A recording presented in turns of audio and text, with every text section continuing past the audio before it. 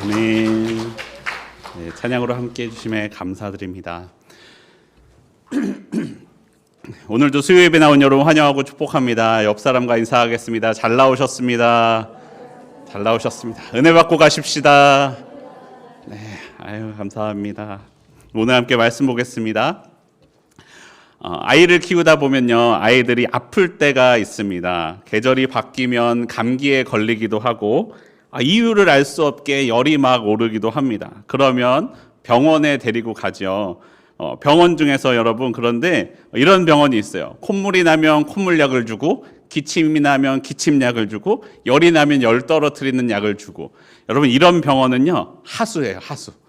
진짜 좋은 병원은 어떤 병원이냐? 병원에 가면요, 기침을 하는데 이 기침이 왜 기침을 하고 있는지를 설명해 주면서 그 기침의 근원적인 원인을 제거해 주는 병원이 좋은 병원이죠. 목에 이상이 있어서 기침이 나는지, 콧물이 뒤로 넘어가서 기침이 나는지 그것을 진단하고 그것을 치료해 주는 병원이 진짜 좋은 병원입니다. 원인을 찾아 진료해 주는 병원이 고수라고 할 수 있죠. 당장은 증상이 없어지지 않는 것 같아 보이지만 그것이 진짜로 그 병을 치유하는 방법입니다. 사실상 약을 더 많이 쓰지 않아도 되고 치료 기간도 오히려 짧아지게 됩니다. 부모로서요, 이런 병원 하나 발견하면요, 늘 거기로 일단 한번 가고는 해요. 그러면 거기는 늘 많은 사람들이 기다리고 있기도 합니다. 오늘 본문을 보시면요, 사사기에서도요, 사사기를 읽고 있는 이스라엘 백성들도 아팠습니다. 사사기에 나온 이스라엘 백성들 말고 사사기를 읽고 있는 이스라엘 백성들이요, 옆구리에는 가시가 박힌 것처럼, 내 발은 올무에 걸린 것처럼 되었습니다. 당장 내게 주어진 문제를 해결하는 것도 필요하고 중요합니다. 하지만 도대체 우리가 왜 이렇게 아픈가를 설명해 주어야만 했습니다. 사사기는 이것을 말해주고 있습니다. 여러분, 사사기는 읽으실 때 기억하실 것이요, 우리나라 조선왕조실록처럼 왕과 함께 지내며 옆에서 기록했던, 조선왕조실록은 그렇게 기록했잖아요. 그런데 사사기는 사사를 쫓아다니면서 옆에서 기록한 책이 아니라는 것입니다. 사사의 시대가 지난 후에 그때를 되돌아보며 기록한 책입니다. 누군가 그 기록들과 그 기록에 대한 구전들을 모아서 책으로 엮은 것이 사사기입니다. 그렇기 때문에 여러분, 사사기를 보시면요, 분명히 1장 1절에서 여호수아가 죽었다라고 이야기했는데 2장에서 다시 여호수아가 살아나 땅을 기업으로 나눠주고 있습니다. 그리고 2장 8절에서 여호수아가 또 한 번 죽는 것처럼 나와요. 그것이 두 가지의 이야기가 하나로 묶여지면서 두 가지 내용이 같이 들어있는 것이죠. 여호수아가 죽은 후에 이스라엘 땅 이쪽과 저쪽에서 있었던 이야기를 하나로 묶었기 때문에 그렇습니다. 그럼 사사기를 쓴 사람은 사사기를 기록해야만 하는 이유가 있었을 것이다 라는 것이에요. 이스라엘이 생각하기를, 우리는 하나님의 백성인데 왜 옆구리에 가시 같은 이방 민족이 남아 있었는가? 우리 하나님은 전능하신 하나님인데 왜 저 이방 민족들을 다 쫓아내 주시지 않으시고 우리는 저들과 함께 살면서 저들 때문에 고통받아야만 하는가라는 것을 설명해 주어야만 했습니다. 그 이유를 알아야만 했습니다. 그리고 사사기 말씀에서 그 이유에 대하여 영적인 이유가 있다라고 우리에게 가르쳐주고 있습니다. 무엇을 말씀합니까? 너희가 하나님과의 언약을 지키지 않았다라고 말씀합니다. 사사기 1장과 2장은요, 사사기 전체 내용의 프롤로그에 해당됩니다. 이 이야기로부터 이제 이 다음에 어떠한 내용들이 나올까를 설명해 줍니다. 지난번 사사기 1장에서는 이스라엘 백성이 가나안 땅에 있는 이방 민족들을 다 쫓아내지 않고 있는 모습들을 보았습니다. 이스라엘이 하나님과의 언약을 온전히 지키지 않고 있는 모습이죠. 너희가 하나님과의 언약을 지키지 않았다, 그래서 이방 민족을 쫓아내지 못했다라고 말씀합니다. 그리고 오늘 본문 2장에서는 그렇게 순종하지 않았던 이스라엘에게 하나님이 어떻게 반응하고 계신가를 우리에게 보여줍니다. 하나님의 언약을 지키지 않고 하나님의 말씀을 따르지 않는 백성에게 하나님이 어떻게 하십니까? 2장 1절 말씀 함께 보겠습니다. 2장 1절 말씀 조금 길지만 한 목소리로 읽어보겠습니다. 시작. 여호와의 사자가 길갈에서부터 복임으로 올라와 말하되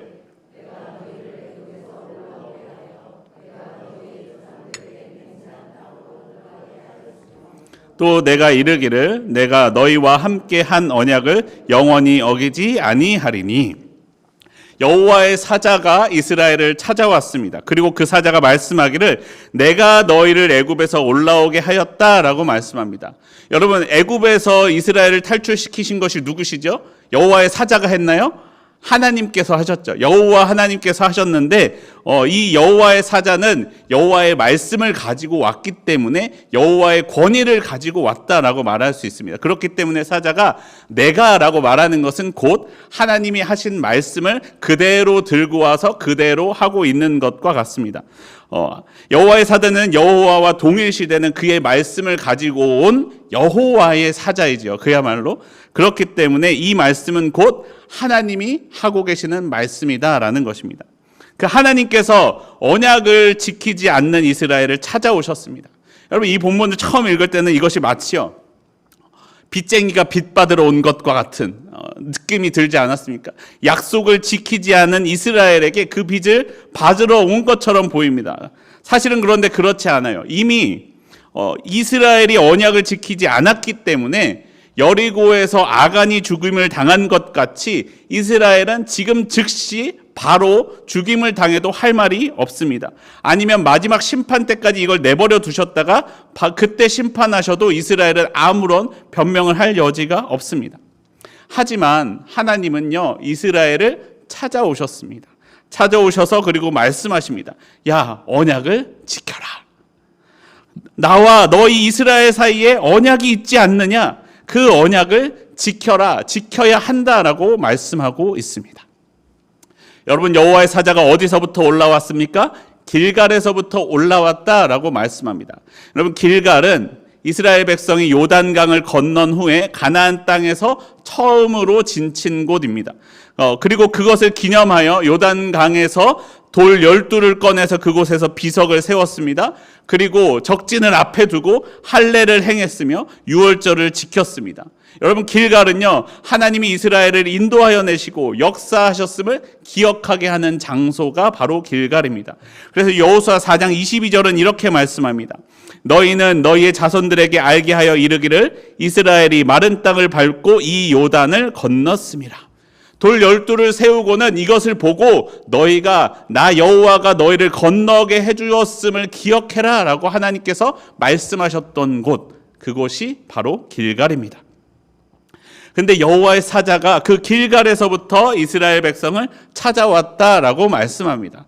여러분, 어떤 목사님이 이것을 두고요, 마치 부동산 계약을 할 때 계약서를 집어들고 등기부 등본을 떼어가지고 이스라엘 백성에게 내밀면서 이야기하는 것과 같다라고 말씀하시더라고요. 이봐라, 우리가 이렇게 계약하지 않았느냐, 너와 내가 이렇게 약속하지 않았느냐라고 말씀하고 계시는 것입니다.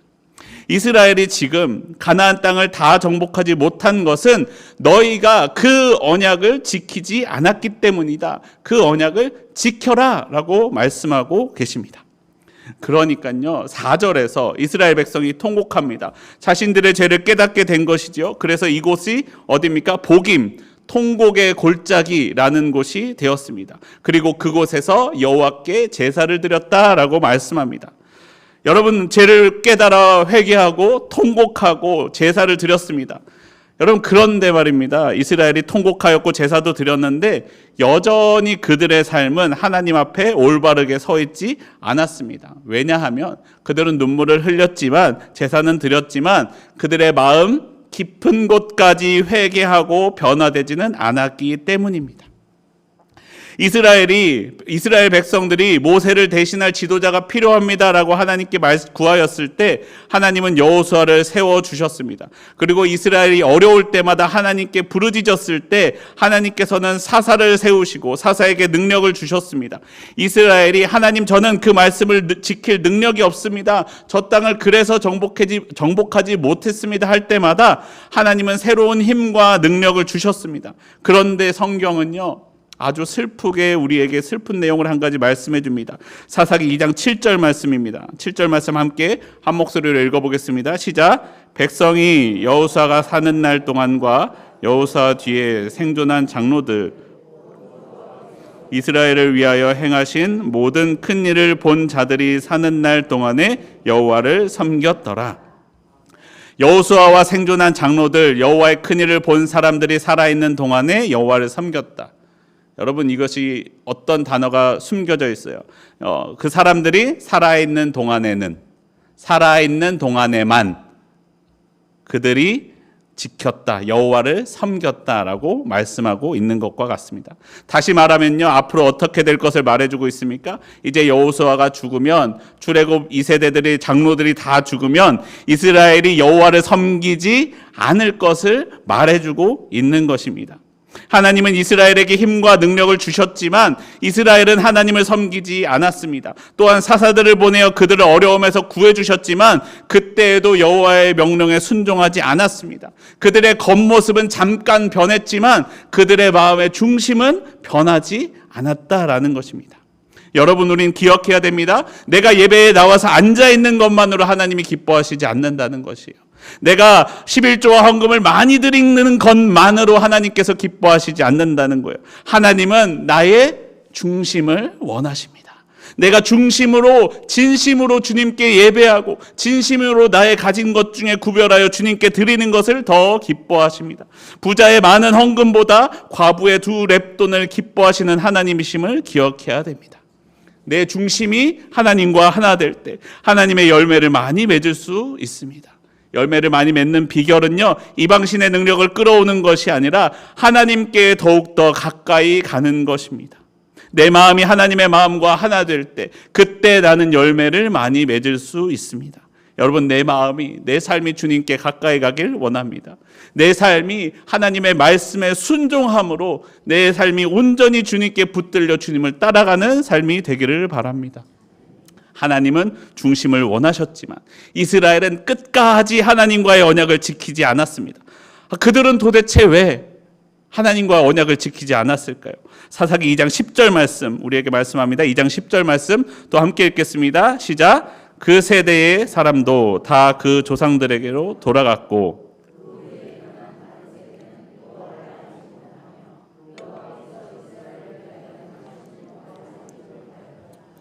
그 이후에 일어난 세대는 여호와를 알지 못했다라고 말씀합니다. 여러분, 출애굽 2세대는 하나님과 함께 하였습니다. 그들은 요단강을 건넜고 가나안 땅을 정복했습니다. 약속의 땅에 들어왔습니다. 여러분, 40년간 광야를 방황하다가 약속의 땅에 들어왔습니다. 부모님 세대부터 바라보던 그 땅에 드디어 들어왔어요. 오랫동안 월세살이 전세살이 하다 내 집이 생기면 이런 기분일까요? 들어왔는데 어떤 기분이 들어요? 야, 얼마나 행복했겠습니까? 정탐꾼들이 가져왔던 그 엄청난 소산물을 이제 우리가 얻을 수 있겠구나 하며 그 땅에 대한 하나님이 약속하신 젖과 꿀이 흐르는 땅이니 얼마나 우리가 잘 살 수 있겠냐 기대에 부풀지 않으셨겠어요? 그런데 여러분, 혹시 농사 지어본 분 계신가요? 저는 안 지어봤지만 이야기를 들어보면 그래요. 여러분, 농사가요 쉬운 게 아니에요. 그냥 심으면 나는 게 아니에요. 씨를 가져다가 심는다고 저절로 나는 게 아니라 적절한 때에 적절한 물과 적절한 비료를 공급하고 제때 잡초를 제거하고 좋은 것만 솎아내고 이런저런 많은 일들을 해 주어야 수확물을 제대로 거둘 수 있는 것이 농사예요. 그렇지 못하면 먹지 못할 것들만 잔뜩 열려요. 그거는 먹을 수가 없어요. 내가 꿈꾸던 게 아니에요. 그 당시, 여러분, 이 당시가요 언제냐면 청동기 후반기예요. 후기 청동기 시대예요. 그때 생각하면 농사라는 거는요 우리가 마치 스마트폰 쓰듯이 최첨단 기술이었을 거다라는 거예요. 그런데 그런 기술이 이스라엘 사람들에게 있었을까요? 이스라엘 사람들 40년간 광야에서 방황만 하던 사람들이요. 농사 한 번도 지어본 적이 없는 사람들이요. 그런 사람들이 와서 농사를 지으니 무엇을 얻을 수가 있었겠어요? 농사 짓는 법도 모르고 그냥 자기네들이 아는 대로 해봤는데 그것이 얻어지지 않죠. 기대하기는 몸집만한 포도를 기대했는데 손바닥만한 포도가 나와요. 10가마니를 기대했는데 반 가마니도 거두지 못했어요. 여러분, 이럴 때 어떻게 하시겠습니까? 이스라엘 백성은요 이방 민족들을 활용할 생각을 합니다. 야, 이방 민족들 죽이지 말고 쫓아대지 말고 그대로 두자. 그리고 그들의 지식을 우리가 배우자 그들의 신을 섬겨야 가르쳐 준다고? 그럼 그들의 신도 섬기지 뭐.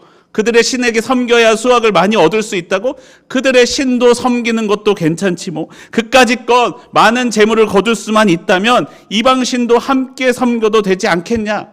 야, 어쩌면 우리가 이제까지 섬겼던 여호와 하나님은 광야의 신이고 전쟁의 신이지 농사는 잘 못 지으시는 건 아닐까? 라고 생각했을지도 모릅니다. 여러분, 출애굽 2세대는요 정착에는 성공했을지 몰라도요 교육에는 실패했어요. 다음 세대들에게 하나님을 가르쳐주지 못했습니다. 신앙교육을 하지 못했어요. 출애굽 2세대는 잘 살았어요. 하나님도 잘 믿었어요. 하지만 신앙교육이 되지 못하자 자녀 세대는 그렇지 못했습니다. 출애굽 2세대의 자녀 세대들, 그러니까 출애굽에서는 3세대죠. 그들은 다음 세대가 되지 못했어요. 본문을 보시면 뭐라고 이야기합니까? 다른 세대가 되었다라고 말씀합니다. 다른 세대, 다음 세대가 아니라 다른 세대가 되었다라고 말씀합니다. 여호와를 알지 못하는 다른 세대가 우리 아들, 우리 딸들이 되어버렸다라는 것입니다. 여러분, 우리도 그렇습니다. 나는 하나님은 잘 믿어요. 나는 하나님 잘 믿습니다. 하나님의 역사하심을 경험했어요. 근데 하나님을 믿고 교회에 다니면서 내 삶을 통하여 신앙교육이 되지 않는다면 어떻겠습니까? 집에서의 모습이 신앙적이지 않으면 어떻게 되겠어요? 여러분, 그런 분들이 있어요. 우리 교회는 없겠지만 교회 갔다가 집에만 오면요 교회 사람들 욕을 합니다. 아유, 누구 권사는 어쩌고 저쩌고, 누구 집사는 어쩌고 저쩌고, 오늘 목사님은 어쩌고 저쩌고. 그런 일들만 집에 와서 계속해서 이야기한다.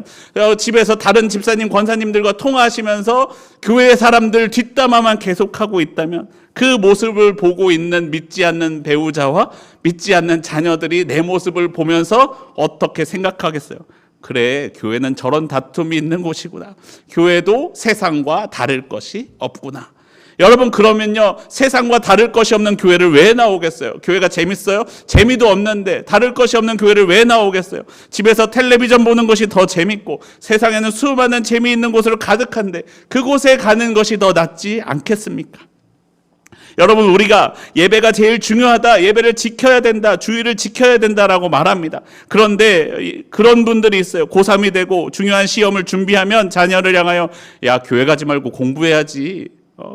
교회 갈 시간이 어딨어? 공부해야지. 고3 때만 잠깐만 교회 가지 말고 공부 좀 해. 그리고 좋은 대학 간 다음에 다시 교회 나가. 라고 말하는 분들이 있을 수도 있어요. 성적이 나오지 않으면 주일에도 교회만 얼른 갔다 와서 쪼아대면서 공부 이야기합니다. 그러면 그 아이가 정말로 예배가 중요하다, 주의를 지키는 것이 중요하다라고 생각하겠어요? 아니죠. 그는 생각하기를 예배보다 시험 성적이, 세상에서 성공하는 것이 더 중요하구나라고 생각하지 않겠습니까? 여러분, 내 삶이 먼저 하나님 앞에 있어야 됩니다. 내 삶이 먼저 하나님 안에 있어야 돼요. 진짜로 내 속의 중심까지 그렇게 서 있어야 됩니다. 여러분, 내 삶이, 내 중심이 하나님 앞에 있기에 내 모습은 세상 사람들과 달라야 된다는 거예요. 세상의 가치는 끊어내고 하나님의 말씀으로 살아야 됩니다. 내가 먼저 말씀으로 살아야 자녀들에게 신앙의 교육이 됩니다. 여러분, 삶이 가장 큰 교육입니다. 제가 아이가 생기면서, 그리고 아이가 점점 커지면서 부끄러워졌어요. 자꾸 아이한테서 저의 모습이 보여요. 그냥 너무 자연스러웠고 너무 일상적이었어서 제가 생각하지 못했던 저의 잘못들이 저희 아이에게서 보여요. 제 모습을 보고 쟤는 왜 저러지? 그러면 저희 아내가 이렇게 얘기해요. 제가 어디에서 나왔겠어? 저 아니면 아내에게서 나왔겠죠. 그 모습을 보면서 그래, 저 아이의 모습이 내 모습이구나. 내가 잘 살지 못하면 저 아이가 바로 설지 못하겠구나. 내가 하나님 앞에 바로 서지 않으면, 내가 말씀으로 서지 않으면 우리 아이도 그렇게 되지 못하겠구나라는 생각이 들더라고요. 사랑하는 성도 여러분, 여러분의 삶은 어떻습니까? 여러분의 삶의 가르침은 어떻습니까? 나만 하나님 잘 믿는 게 아니라, 나만 그 역사하시는 하나님을 아는 게 아니라, 나를 통해 내 자녀들이, 나를 통해 내 배우자가, 나를 통해 나의 이웃들이 하나님을 보게 해 주어야 하지 않겠습니까? 내 삶이 중심부터 변하기를 원합니다. 중심부터 변하여 내가 먼저 예수로 살아 세상과 다른 예수님의 가치로 세상을 살아가는 저와 여러분의 삶이 되기를 소원합니다. 그런데 이스라엘은 그렇지 못했기 때문에 이스라엘이 아팠어요. 가나안 땅에서 이방 민족을 다 쫓아내지 못하였습니다. 쫓아내지 못한 이방 민족이 가시가 되고 올무가 되어 이스라엘을 아프게 했다라고 말씀합니다. 그런데 또 여러분, 아픔의 감사입니다. 아플 때 감사하세요. 아프니까 찔리니까 돌아갈 수 있는 거예요. 찔렸는데도 돌아가지 않는 게 문제죠. 아픔조차도 느끼지 못할 정도로 영적으로 단단해 딱딱해져 버리는 것이 문제죠. 하나님은 이스라엘을 찌르셨지만요, 약속의 땅에서 쫓아내지는 않으셨어요. 그리고 그 땅 가운데 찾아오셔서 다시 깨닫게 하시고 돌이키게 하십니다. 찔림으로써 하나님께 돌아가는 것, 여러분, 그것이 복입니다. 하나님은 이방 민족을 가시로 남겨두어서 이스라엘을 시험하신다라고 말씀합니다. 사사기 2장 22절 이렇게 말씀합니다.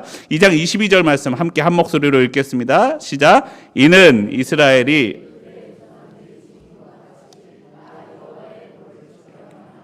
아니하나 그들을 시험하려 함이라 하시니라. 하나님이 이스라엘을 시험하신다라고 말씀합니다. 하나님이 이스라엘이 하나님의 길을 지켜 행하는지 그렇지 않은지 시험하셨습니다. 여러분, 기억해야 돼요. 이 시험은요, 나를 떨어뜨리려는 시험이 아니에요. 어떤 시험은 그래요. 떨어뜨리려고 보는 시험이 있어요. 그런데 이 시험은 그런 시험이 아니에요. 떨어뜨리려고 보는 시험이 아니라 모르는 것을 알게 해주고 필요한 것을 배우게 해주려는 시험이다라는 것이에요. 만약에 하나님께서 지금 당장, 아까 말씀드렸던 것처럼 지금 당장 이스라엘을 심판하셔도 이스라엘은 아무런 변명거리가 없었습니다. 최후의 심판 때까지 이것을 마음에 품고 계시다가 그때 재판하셔도 이스라엘은 아무런 변명거리가 없었습니다. 로마서를 보시면요, 우리 새벽에 로마서 말씀 보고 있는데 하나님의 뜻을 따르지 않는 이들을 내버려 두셨다라고 말씀합니다. 로마서 1장 24절에 이렇게 말씀합니다. 그러므로 하나님께서 그들을 마음의 정욕대로 더러움에 내버려 두사 그들의 몸을 서로 욕되게 하게 하셨으니, 그들을 더러움 가운데 그냥 있도록 내버려 두셨다는 거예요. 하나님의 법을 어기고 살도록 내버려 두셨다는 거예요. 아무런 터치도 하지 않았다는 거예요. 왜요? 그들은 하나님도 모르고 하나님도 따르지 않고 하나님을 경외하지 않기 때문에 스스로 지혜 있다 하는 자들은 그냥 그대로 내버려 뒀다는 거예요. 그런데 우리는 누구예요? 하나님의 자녀죠. 하나님의 백성이죠. 하나님은 자녀를 내버려 두지 않으십니다. 어떻게 합니까? 와서 쿡쿡 찌르세요. 내 삶을 쿡쿡 찌르시면서 말씀하십니다. 너 지금 돌이켜야 돼. 우리를 찾아와서 말씀하십니다. 너 나와 이렇게 언약하지 않았느냐. 우리를 찾아와서 말씀하십니다. 너 이 언약을 지켜야 산다. 지금 하나님께 맞는 매가요, 아픈 것 같지만 오히려 나를 살리는 길로 인도하는 매라는 것을 기억해야 됩니다. 자주 하는 말씀이죠. 호세아 6장 1절입니다. 오라 우리가 여호와께로 돌아가자. 여호와께서 우리를 찢으셨으나 도로 낫게 하실 것이요 우리를 치셨으나 싸매어 주실 것입니다. 치는 이유가 무엇입니까? 낫게 하기 위하여. 낫게 하기 위하여, 회복시키기 위하여 치시고 찌르신다라는 것입니다. 사랑하는 성도 여러분, 내 마음의 중심이 하나님께 있기를 바랍니다. 내 마음이 주님으로 충만하기를 바랍니다. 내 안에 예수님으로 충만하여 세상의 가치를 따르지 아니하고 하나님의 가치를 따르는 저와 여러분의 삶이 되기를 바랍니다. 나를 치시는 하나님의 매를 맞으십시오. 나를 가르치시는 하나님의 시험에 들어가십시오. 찌름으로 말씀하시는 하나님의 말씀을 듣고 돌이키면 삽니다. 우리가 듣고 돌이켜서 사는 우리의 삶이 되기를 원합니다. 다시 하나님의 자녀의 삶의 모습을 회복할 수 있습니다. 오늘도 나에게 선하게 역사하시는 하나님을 신뢰하며 하나님께로 더욱더 가까이 나아가는 저와 여러분의 삶이 되기를 소원합니다.